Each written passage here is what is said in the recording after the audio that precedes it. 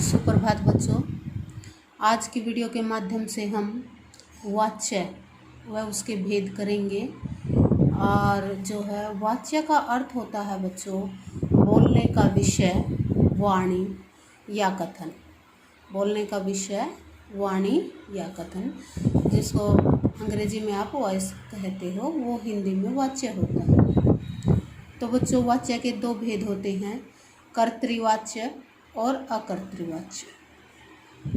तो आगे अकर्तृवाच्य के भी दो भेद कर दिए जाते हैं, कर्मवाच्य और भाववाच्य। तो वाच्य के दो भेद, कर्तृवाच्य और कर्तृवाच्य, और आगे कर्तृवाच्य के दो भेद, कर्मवाच्य और भाववाच्य। तो अब आता बच्चों कर्तृवाच्य। किसे कहते हैं कर्तृवाच्य?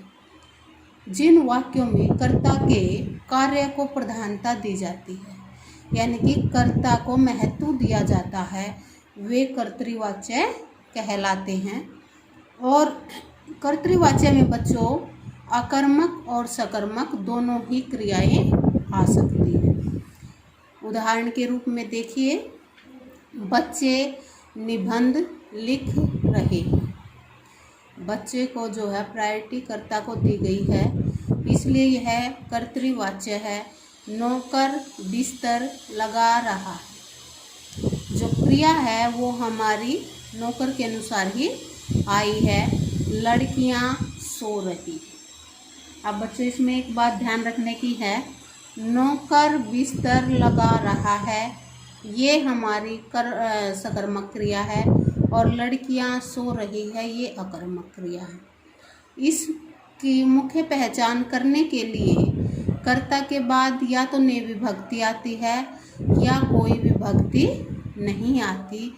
इसकी ये पहचान है कर्तृवाच्य। तो बच्चों आगे आता है हमारा कर्मवाच्य। कर्मवाच्य क्या है? जहाँ पर वाच्य बिंदु कर्ता न होकर कर्म होता है, अर्थात कर्म को प्रधानता दी जाती है, वहाँ कर्मवाच्य होता है।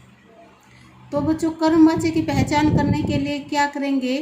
कर्मवाच्य में कर्ता के साथ क्या आएगा? से या के द्वारा आता है, उसका प्रयोग होता है। और कर्मवाच्य में जो है हमेशा ही सकर्मक क्रिया होती है।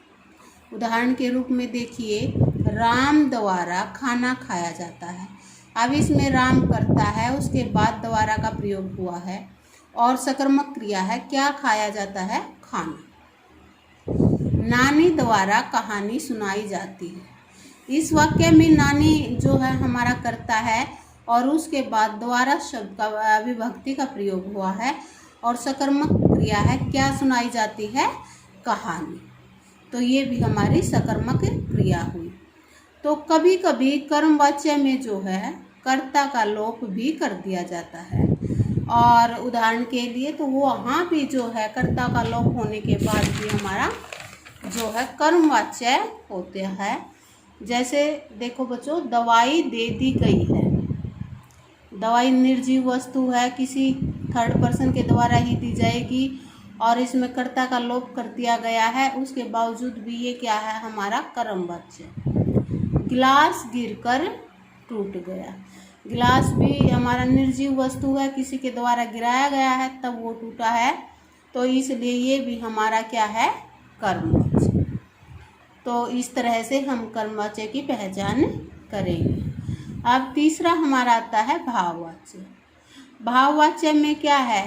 कर्ता और कर्म की प्रधानता नहीं होती, वहाँ प्रधानता होती है भाव की, वो हमारा होता है भाववाच्य। अब भाववाच्य की पहचान करने के लिए क्या करेंगे हम?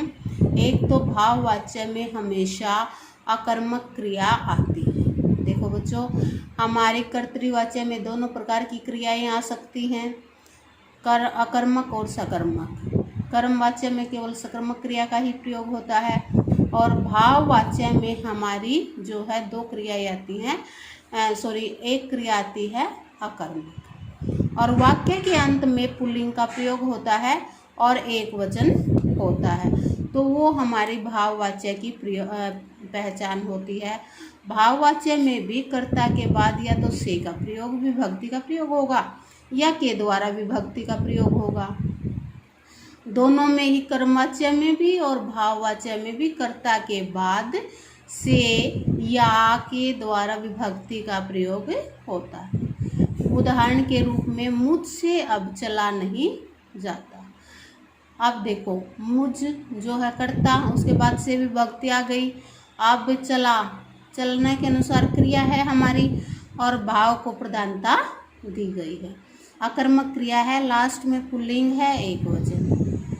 राधा से रात भर कैसे जागा जाएगा। राधा करता है, से हमारा आ गया कर्ता के बाद। रात भर कैसे जागा जाएगा, जागा हमारा भाव है और जाएगा क्रिया है, आकर्मक है और अंत में पुल्लिंग है और एकवचन है। अब चला जाए और जो है इसमें कर्ता का लोप कर दिया गया है लेकिन भाव की प्रधानता है। इस तरह के वाक्य कई बार हमारे आते हैं।